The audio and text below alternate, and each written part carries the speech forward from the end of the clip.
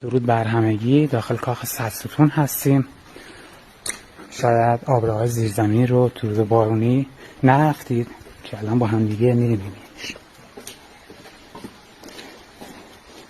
همطور که ما رو به پایین میریم، شیب آب هم روی پله به سمت پایین هست، چون اینجا آبراهه و قرار همه آبهای ورودی به پارسه از طریق این آبراه ها به بیرون از مجموعه بره.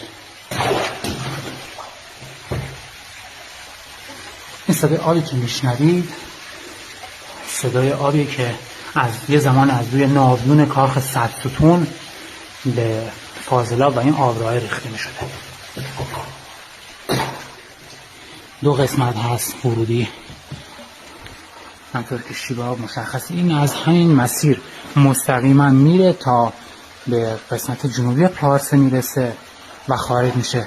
این در زیر آبهای کاخهای دروازه همه سرزمین ها، دروازه نیمه تمام، صدستون و بعد کاخ آبادانا و برمیگرده به سمت کاخ تچر و کاخهای